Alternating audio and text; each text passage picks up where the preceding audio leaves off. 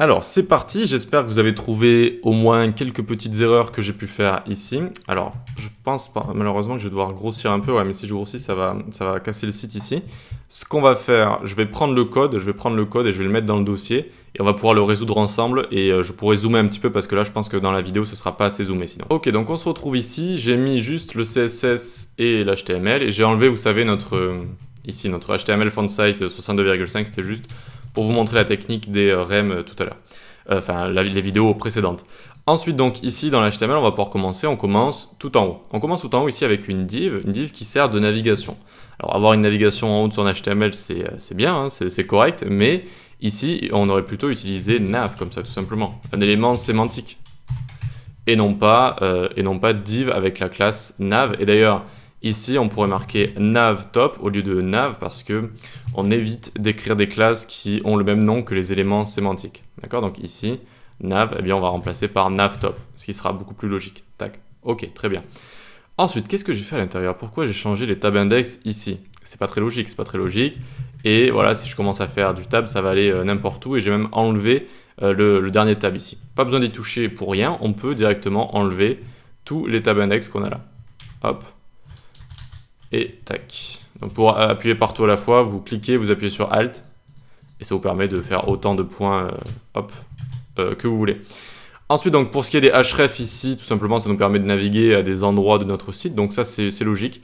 C'est-à-dire que si vous avez une partie ici, avec l'ID contact, donc vous mettez ici HD, hop, tac, ID contact, très bien, et bien quand je vais cliquer sur contact ici, hop, vous voyez que ça me descend tout en bas. Ça descend en fait jusqu'à la div contact, tout simplement. Donc ça c'est correct, on n'a pas besoin de l'enlever, c'est pour naviguer sur des endroits de notre page. Ensuite en dessous, on a une div ici, ah non, j'ai pas fini. Il y a le contraste ici, le contraste n'est pas bon. J'ai fait exprès d'aller sur un site d'outils comme Colorable et de prendre un contraste qui n'était pas bon. Et là, certes, on voit le menu, on voit qu'il y a écrit accueil tableau contact, mais c'est pas correct. C'est pas correct, il va falloir changer ça ici. On a le background ici qui est en rouge un petit peu clair ici, ça pourquoi pas. Et par exemple, on pourrait mettre FFF du blanc tout simplement, tac. Et là c'est bon, vous voyez que le contraste est bon, le contraste est fort, on voit bien ce qui se passe ici. Encore une fois, si vous n'avez pas trop de problèmes de vue, vous allez me dire c'est un petit peu bon facultatif, mais déjà si vous avez du mal à distinguer les couleurs, etc., si on commence à faire, et j'ai fait la même chose ici, vous voyez un contraste plutôt mauvais, eh bien il va falloir plisser les yeux et forcer pour voir tout ça. Ok, on peut continuer. On voit en dessous une div avec la classe titre. Mais pourquoi c'est pas un H1 ici? Ça devrait être un H1. Eh bien, c'est parti. Hop. On change ça et on met H1 tout simplement. Et voilà. Donc, on peut laisser, on peut laisser la classe titre parce que pour styliser un H1, voilà, c'est très bien. On laisse la classe titre comme ça. Ensuite, on a une div donc avec la classe compte img. Alors d'abord, container ici pour contenir tout notre texte, etc. Et ensuite, compte img. Donc très bien, on a deux images qui représentent, j'ai pris des images que j'ai trouvées sur Google Images, donc les HTTP ici, ça vient toutes trois de Google Images.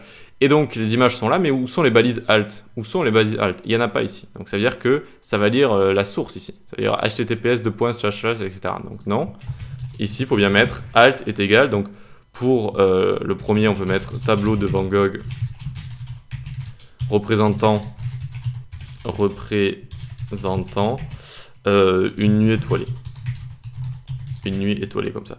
Tableau de Van Gogh représentant une nuit étoilée. Donc je vous avais dit, quand il y a une image, il faut éviter de dire image de.